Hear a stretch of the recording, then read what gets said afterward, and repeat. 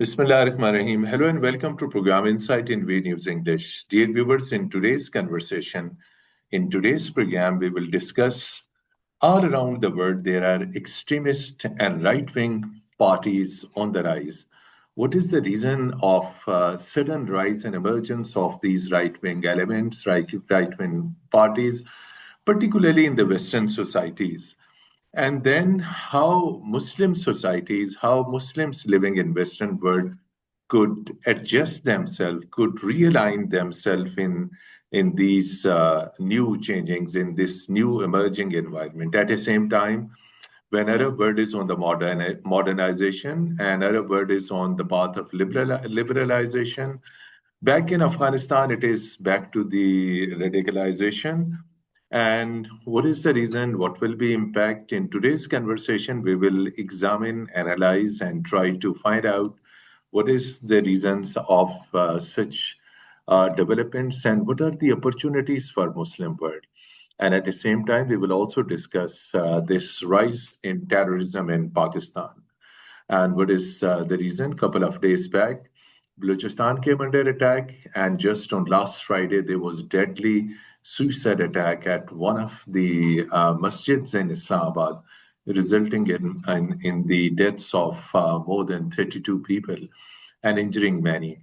We will also discuss. We are fortunate to have with us one of the globally prominent and distinguished scholar, Dr. Akbar S. Ahmed. And Dr. Akbar S. Ahmed is a distinguished professor at American University in Washington, United States of America. He doesn't need any introduction, but to his credit, he has authored many books and has lectured globally at global think tanks, global universities, and despite his busy schedule, he has been very kind to spare time and participate in our program. Assalamu alaikum and very good morning, Dr. Akbar S. Ahmed Saab, and thank you for joining our program. Assalamualaikum, Mateen Saab. Really, it's a big honor to be on your show and delighted to reconnect with you after so many years. And thank you for asking me on your show. Welcome, and it's a pleasure to have you in our program. From Europe to United Kingdom to United States of America, there is emergence of right-wing parties. Ultra-nationalist elements are back on the power. And gradually, we have seen this trend on the rise in elections in different European countries. So, in this, how Muslims living in Western communities and Western societies see their future in such emerging and changing environment. This question is very important. It's a fundamental question. And it's a question that should be asked and answered not only by Muslims, but by non-Muslims. I have spent 2 decades looking at precisely this question, and on the basis of very detailed fieldwork in America, USA, fieldwork in Europe, in the context of Muslims living in the West, I have tried to answer this in my books and in my films. And the simple answer is, the very simple answer, that it is a complex, complicated situation which will have long-term repercussions. It is a mixture of immigration, of the rise of the right wing, of terrorism, of the lack of understanding of Islam and the Islamophobia, and the interconnection of all these different strands. It's very important to try to understand. It's not just one. For example, the Islamophobes, and there are many, as you know, they're on the rise. They will say it's all about the Muslims, get them out, and things will settle down. There'll be no problems. Islam means terrorism. Now, what is the reply? You, as a Muslim, must give a reply to this logically. And I pointed out in my study in Europe, the Islam in Europe project, Journey into Europe. It's a book, an award-winning book, and a movie, a film. I've tried to point out that for 7 centuries, 7, 8 centuries, Islam was in Andalusia and gave one of the richest, most glorious civilizations of Europe. And one of the great ideas that emerged from that time is la convivencia, or coexistence. So Europe needs to relearn its own history. And that, Mateen Saab, really falls upon scholars and commentators like you. And you traveled as well, and that short film was part of your journey and your study over there. That was also launched in Islamabad. Yes, I remember. Yes, mashallah. What we found was the interconnection. And remember, my studies are based in very rich ethnography, that is, interviews. So I interview not just Muslims, I talk to Muslims, imams, Muslims, Mm, students, taxi drivers, but also the leading scholars in the West. So in Europe, I interviewed the Archbishop of Canterbury, I interviewed chief rabbis, I interviewed very mm. prominent scholars, which means that by the end of it, we had a very good idea of what is happening. And that is what I present to the reader or to the viewer in the film. And they must draw their own conclusions. But these simplistic answers are not they are not going to get us anywhere. And unfortunately, there is a trend that politicians, political leaders will be using these simplistic solutions. The first solution is get rid of the Muslims, deport them, move them out, throw them all out. This is what their perception is, get rid of the Yes, Muslims. this is the But that perception is of not the the right wing. solution, Right. exactly. No, it cannot be the solution because Muslims have, I tried to point out with facts, with figures, with Mm, statistics, have contributed very richly to European and Western civilization. I mean, I can go through a long list which will just amaze you. And it amazes people. I've given lectures all over the USA and Europe at universities and synagogues and churches and mosques. And people are really amazed at what Muslims have contributed over the centuries in Europe. So, this is an exercise where I believe every Muslim should act as an ambassador and scholar to be able to create this bridge between Muslims and non Muslims. So, what is the immediate reason of the emergence of these right-wing parties and their extreme views about I would Islam? immediately say I'm a scholar, I'm teaching on campus, and I would say it's lack of information, lack of knowledge. And again, I would emphasize information, conferences, seminars where Mm, we can communicate. And that is not fully happening. It does happen, but not fully. I've been very privileged. I worked with the bishop here in Washington, Bishop John mm, Chain. I worked with the senior rabbi in Washington, Rabbi Lustig. But that's not enough. We need this to happen on a much bigger scale and make an impact on people, because unless that happens, the mm, large percentage of the population, and I hear the debates in the media, they really know very little about my culture, my history, my tradition. And it makes me very desperate to work even harder and run even faster. So, this is a challenge which we will face because remember, we are all, I'm now a grandfather, so I have children and I have grandchildren, and they concern me what is going to happen to them. Similarly, when I look at Pakistan, which is my country, I look at it with great love and with great pride. I look at what's mm. happening now, and I'm very worried, and I say, what's going to be happening there? So we need to be able to look at the world and say, how can I contribute to make it a better world, a more peaceful? Do you see the involvement of states in Western societies into this phenomena? Yes, the state is involved as it always is. Remember, the state has organs like intelligence and security. It sponsors conferences. And I, for example, when I was at Brookings, I was a fellow there, and I would point out in these think tanks that the post 9/11 world, the state Mm, emphasized notions of security. So their words, the terminology that they use, to me, were frightening because very often Muslims were at the receiving end. For example, mm. this very ugly word, decapitated. Now, as a Decapitated. Muslim, I'm decapitated, cut off someone's head. Now, as a Muslim, I'm very conscious of the dignity that God gives to every human being, and that even in punishment, even in if someone has committed a crime, they must not be deprived of their dignity. So when you Mm, take an entire population and say we will decapitate it, mm, beheaded, it makes me very worried. And I've served in Pakistan, in Balochistan, in the tribal areas, in the KP province, and I know those people. I've got to know them, to respect them, and to have very warm affection for them. So I know many of those people who are involved at the receiving end. Waziristan mm. was the most droned place on earth. There were so many drones which were used against the ordinary Wazir, Masood. Exactly. And what happened in the end? You had families being destroyed. And that creates a cycle of violence. And that has to stop. And in a sense, we are in Pakistan caught up in that even today. How the Western world sees the Muslim culture, this changing Muslim world. Now, there is a lot of changings also in the Muslim world. So, how the Western world sees the Muslim world, which is changing. When some look at what's happening in the West, so it's not all gloom and doom. Look at New York. You have Zoran Mamdani, who's become mayor of New York. He's The returned to mayor of London is Sadiq Khan with a Pakistani Mhm. background, and many other very prominent people in Europe and in the USA. So there is that. There's successes on the one hand. On the other hand, as a sociologist, I look at society, so I'm looking at the bulk of the Muslims. There are several million Muslims in Europe, in the USA. There's several million in 7 million Muslims.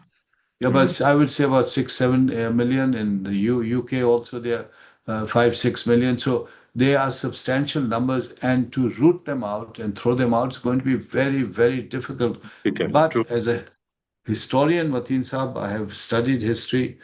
It has happened before in Andalusia when Muslims had been there and contributed magnificently for 700, 800 years. At the end of it, they were simply ordered to leave Spain, and that's it. There was no choice. You either left or you were killed. And some of them converted, and they were very unhappy because very quickly they were found out and persecuted. Many of them, thousands of them, left for what is now Morocco. Then they found their Mhm. way to the Ottoman Empire, and it was one of the great tragedies of Muslim history and culture. I was talking to a prominent Saudi prince, a very prominent prince, and I interviewed him for this book, Journey into Europe, and I asked him, what did Andalusia mean to him? And his answer struck me. He said, to me, it means my right hand. And losing Andalusia is like losing my right hand. So Mhm. it confirmed for me what I had always thought of the deep historical impact of the loss of Andalusia. And similarly, if you look at world history and the map of the world, there are many places where Muslims are being right now persecuted and feeling persecution and suffering for that. And that creates a lot of anguish and creates a lot of anger among Muslims, particularly the young. So I think that scholars have to begin to think of how to absorb this information and how to move ahead while keeping the bigger principles of our religion, Islam, in mind, which is based in compassion, which is based in the knowledge of God as Rahman and Rahim, compassionate, the beneficent. How do we still move ahead and maintain our own sense of philosophic identity? So, what are the opportunities in this changing world for Muslims, and how Muslims should behave? Manzil Sahab, Muslims need to adapt and Muslims need to Mhm. contribute, which they do, their hard work, their genius to local society. This is very important. They cannot fall back and they cannot opt out if they have to stay in the West.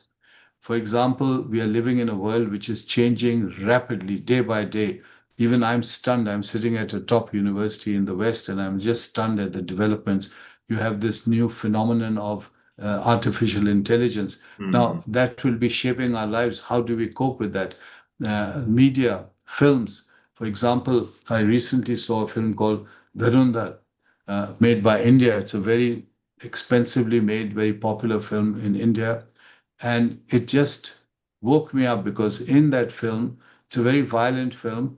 The theme is of senior officers of the government saying, we are going to now implement a new policy for Pakistan, and they identify Pakistan as the enemy. So that's again, you have a large Muslim nation, which is the Mhm. target. And they said the new policy will be one of going to their home and hitting them. And then they have an infiltration process. You have people coming into Pakistan, becoming pretending to be Pakistanis, and it's terribly violent and is Mhm. quite disgusting and sickening. So my question as a scholar is, what is your answer? How are you responding to that? Are you just going to take that, or are you going to come up with an answer? Because you cannot carry on as before. You cannot say this didn't exist. It does exist. It creates a lot of hatred, a lot of anger across the border in our neighbor, much larger neighbor, much Mhm. more richer than us with many more resources. So again, my point here is not to say that we don't have an answer, but we must have an answer. We must engage in a positive way, and yet we must have an answer which is Pakistani and which must take into account that we are there to stay. And in order for us to ensure that, We have to have a valid, coherent answer in the age of technology. How Western societies, who are, of course, uh, through economic and trade ties, through political and diplomatic ties with this Arab world, these ties are very strong. How do the Western societies see these tremendous changings from conservative to liberal path now in the Muslim Arab world? Yes, we have to be careful and sensitive to the fact that with this process of so-called liberalization, that the Muslim world does not throw out the baby with the bathwater. It's very Mm, easy to say remove everything and then you get stuck with nothing. Who are you? What is your identity? You must preserve that. You have a great culture, you have a great tradition, you have great history. I think mm, you have to preserve that, and that's important. I know there's changes taking place, and change is very difficult to control. It's a process, and once you start the process, you don't know where it's going to end. So, similarly, I want to point out for Pakistan, which we are sort of discussing, if not directly, indirectly. Qaid-e-Azam, in his wisdom, he gave us three precepts for nation building: unity, faith, and discipline. Now, I was struck by the fact of unity. It's very important that Pakistanis have a sense of unity, that we belong. We are one nation. We belong to one nation, whatever we may be, Sindhi, Baloch, Pathan, but we belong to this entity called Pakistan. And today, if you see the situation in Pakistan, it's not as bad as a civil war situation, but there's a deal of tension within the country. There are these mm, Balochistan uprisings, which you could say is almost like a movement against the government of Pakistan. You have the TTP attacking from the in the KP province, obviously backed by our neighbors. Then you have this terrible, it's a very tragic incident in a mosque when people were praying. It's absolutely shocking. So all this is happening because there are internal divisions, and we have lost our sense of unity, sense of cohesion. And I think that is something the government must focus on and emphasize and show us results. I mean, overseas Pakistani, I want to see results, not just talk. I want to see the Pakistani government saying, look, this was a problem. This is how we have solved it. what prompts these attackers, these suicide bombers who confront with the security guard at any cost? I mean, a masjid is a holiest place, and at a Madin time Sahab, when the worshippers were in the mid of the prayer, it's terrible. attacking them, It's killing shocking, them, shocking. Yeah. what is that belief, and how it could be de-radicalized? Madin Sahab, I analyzed it. I analyzed it because I've had the privilege of having served in these areas. In Balochistan, I was commissioner of three divisions. So the Mm, Baloch movement is different to the other two. The Baloch movement is a genuine expression of Baloch dissatisfaction and even anger. And I've been writing for the last 2 decades that Pakistan must take the Baloch much more seriously and incorporate their thinking, their culture, their tradition into Pakistan, the body of Pakistan. And I have served in what was East Pakistan and became Bangladesh. And I'm very conscious that we do not want to repeat the mistakes of 1971. But I'm mm, sorry to say, Mateen Sahib, no one seems to bother and no one seems to care about this. No one has ever consulted me and said, what do you think about this? But the Baloch response and this terrible violence that was inflicted, I mean, I'm absolutely shocked. Trains and passenger trains and offices exactly, and being blown up. offices, Hmm. everything was being attacked. It was like a almost prompting a revolution. So the Baloch situation is that of a modern movement to try to topple a state. So it's the basis is very different to the other two items. The second item, which is the TTP, is coming from the tribal areas. So there the tribes are Particularly involved from because across the border, from Afghanistan. from Exactly. Afghanistan. Yeah, they are involved because you see, Afghanistan. Unfortunately, we have a at the moment it shouldn't be what it is right now, which is a bad relations, and we have to again develop relations, good or bad. But this constant, I think it's Pakistan is putting itself in a very awkward situation at a time of national disunity in the country. We are we have opened up a front on the western border and the eastern border, and you can connect these two. So you don't have to see Dharendra to understand what's going on, the bigger game. So the Hmm. Afghans are being, whatever reason, they're being prompted or seduced or being paid, but they are then sending people across to do these terrible things in Pakistan. because I've served again in the frontier province, that is my province, and Pathans themselves would not do this to other Pathans. This is not in the culture, especially killing women and children and blowing up people in a mosque. These are really red lines which are being crossed. So something is provoking them.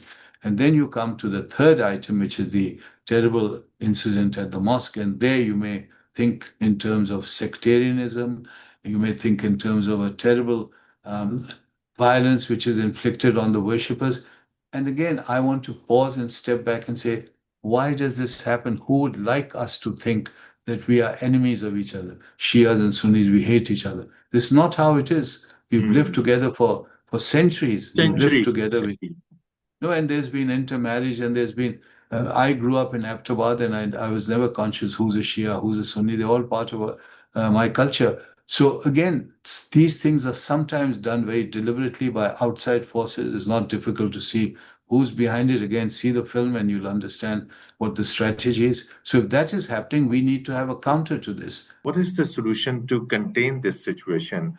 How to change the minds? How to establish a narrative which lead to promotion of peace, tolerance, love, harmony? Mateen Saab, this is the question which I had raised earlier in our discussion, that the government which has the resources, the government which State means the machinery. civil government, the political, the state machine, including the army, which is such an important element of Pakistani politics, what is their joint response to this? And I would want it to be rooted in history and in culture, and not just some bureaucrats sitting and making decisions divorced from the reality on the ground. So the first step must be to emphasize Qaid-e-Azam's vision of unity. They have to say, what can we do to unite this nation? So people are not thinking of themselves as Punjabis and Pathans, but as Pakistan, which is most Pakistani, important. exactly.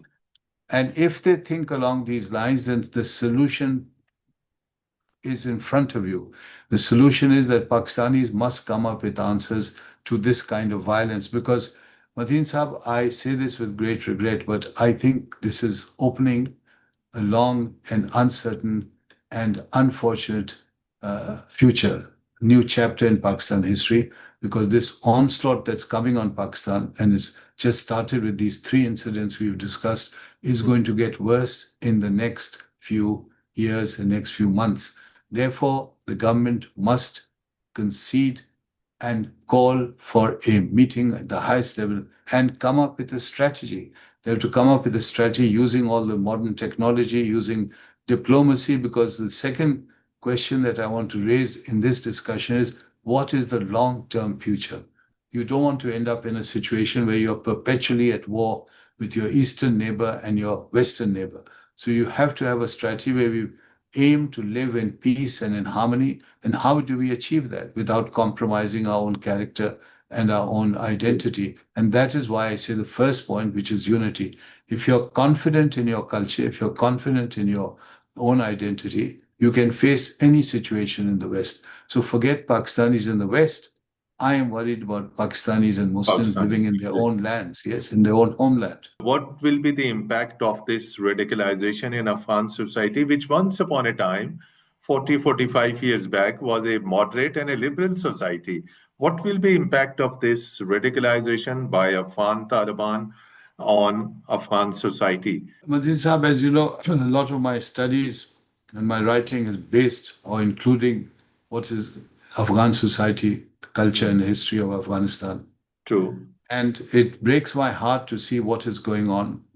For example, the attitude to women. Women are Mm. just denied any kind of education. Now, that's not Islam. I'm a Muslim scholar. I know that Islam is not only very, very strong on promoting ilm and knowledge, but also allowing women to have knowledge. And some of our very great figures in Muslim history have been women who have also been great scholars of Islam and of culture. So it's a heartbreaking situation. Now, we have to, in Pakistan, come up with a policy and a solution which allows us to calm down that border, because you cannot ignore the fact that Afghanistan is bang smack on the western border of Pakistan, where it shares large swathes with our own people, especially the Pushtun. tribes on this side of the border. When I was in charge of Waziristan, South Waziristan, it was my agency was called Waziristan. Half my Mhm. Wazir tribe was in Pakistan, half Wazir tribe in Afghanistan. So Afghanistan and Pakistan are joined at the hips, and Afghan history has people like Ahmed Shah, Abdali, and Durrani who crossed over on this side, and there were large parts of Pakistan which were part of Afghanistan. And most Mhm. of history, Afghanistan was part of Pakistan. If you remember your Mughal history, the crown prince or the senior member of the royal household, the prince, would often be governor of Afghanistan as part of Mughal India, as part of the Mughal Empire. So these are links that we have, especially ethnic links with the Pashtun people. I think that that has to be repaired. There's no way out of it. It may take some very skillful diplomacy, some skillful thinking. But again, the government of Pakistan has to consult the leading scholars of the Pukhtana, of that region, and come up with a solution which will calm down that border and at least secure the western border so that you can then face the main thrust that is coming. If you see that film Dhurandhar, you'll understand why, and that's the eastern border. That's why you need to think strategically. We And are close to the program. I need your one sentence answer. This the Indian role, the Indian external intelligence RA's role in promoting these whole extremists and terrorists in Afghanistan and using them against Pakistan. yes, the film Dharinder shows that. Throughout they show that. Even in their popular films like Shah Rukh Khan's film Pathan, Mm. they're constantly showing the head of the RAW playing a role. And again, the enemy, the obsession, I would call it, is Pakistan. And it's almost amusing because anyone you hear in India, any major commentator, whether Mm. retired general or retired diplomat, they'll talk about Pakistan. The weather's bad because Mm. of Pakistan. The rivers have not given you enough water this year because of Pakistan. We lost the cricket match because of Pakistan and ISI. So they have an obsession with Pakistan. Obsession, exactly. Again, in our response, we have to keep that on board and then come up with a solution. And that's why I go back to the example of Quaid-e-Azam. He had the entire Congress after him, trying to sabotage him. He had the British government, the British administration, and yet he got Pakistan, and he got it through constitutional means, never breaking the law. So I think we have great examples. Pakistan can do it. It should not lose heart.